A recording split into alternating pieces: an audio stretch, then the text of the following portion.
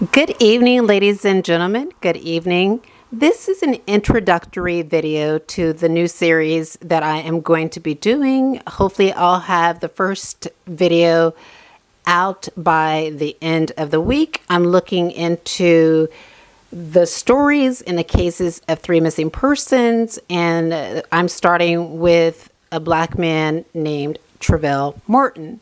Now, recent reports have come to light that Travelle Martin's remains were found in an area where the family did thoroughly canvass, and I do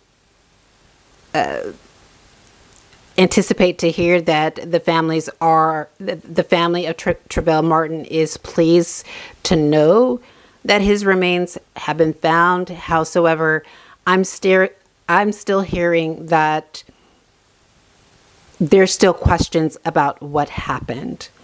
And to give a brief overview, there was an incident one night, a domestic dispute that happened between Travelle Martin and his girlfriend, and he fled out the back door, had her cell phone on his person, and ran into this area and then went missing. So it's a missing persons case. It was a missing persons case. The remains were found. But the perspective that I'm taking this case, I'm looking at this case from the lens of the family's right to know. The family's right to know the truth. And I think that is essentially the lens that I'm going to be looking at all these cases, is the right to know. Now, I do anticipate that there will be some limitations to this series. First, the limitation is that I'm in Belfast, Northern Ireland, not in the United States, and there could be limitations with trying to contact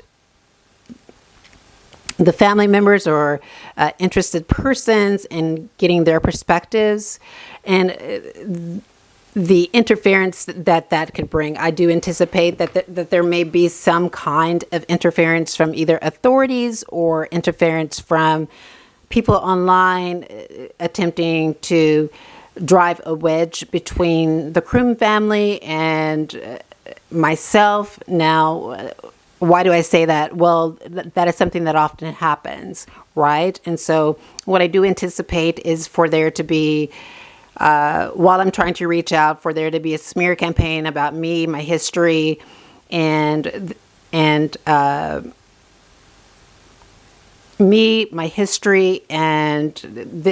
not only me and my history, but there's just a smear campaign to try and discredit what I seek to do and why I'm doing this series. But let me be abundantly clear. I'm doing this series because it's really about the right to know for the family.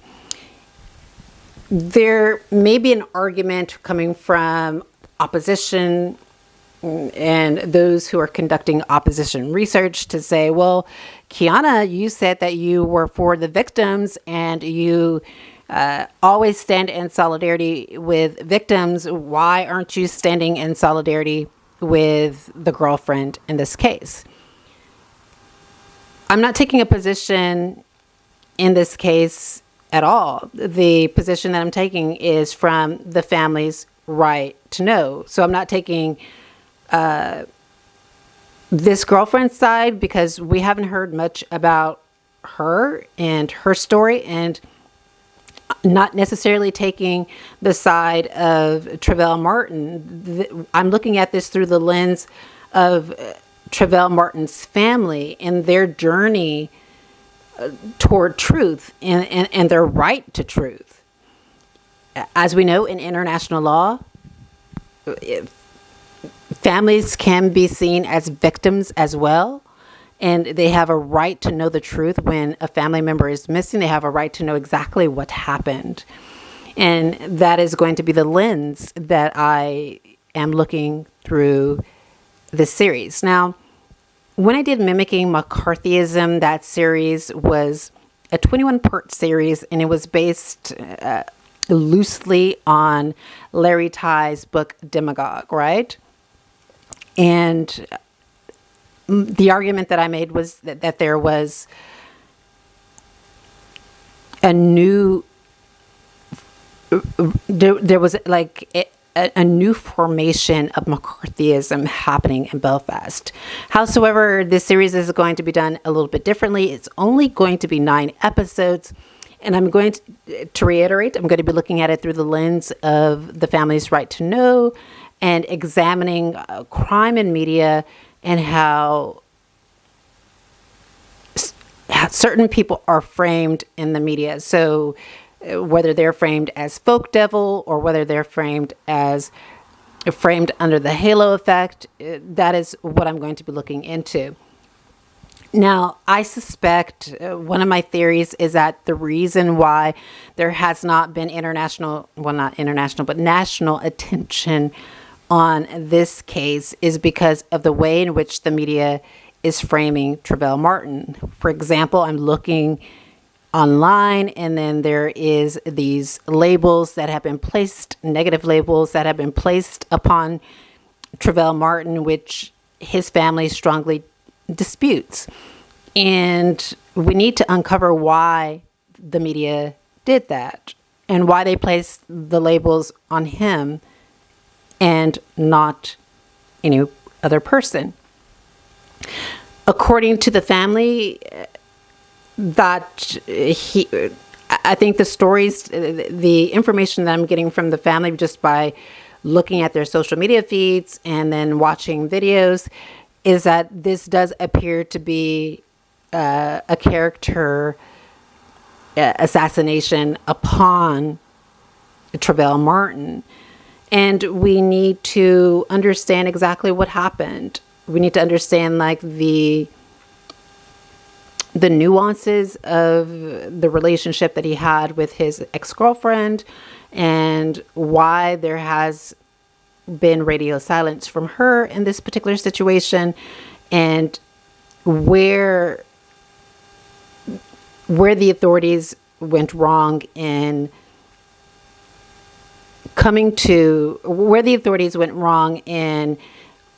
reaching out and communicating with Mrs. Croom and her family regarding Travelle Martin.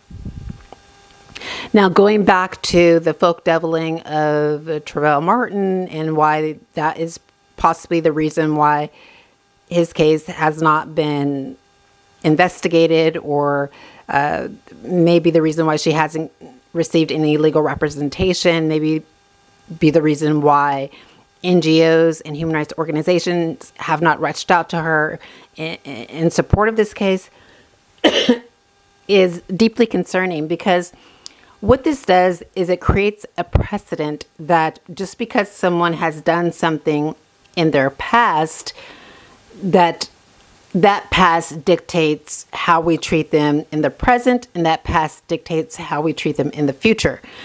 And I seek to tear down that barrier, because people in the past can change. And not only can people in the past change, but sometimes we don't know all the facts. And to say that someone did something in their past and then now they're missing and now they can't be found, and because they did something in their past, we should ignore why they can't be found or why they're missing is troublesome to me. It really is. Now, a disclaimer that this is not a series that is in support of criminality. To reiterate, this is really from the perspective and the angle of the family's right to know. And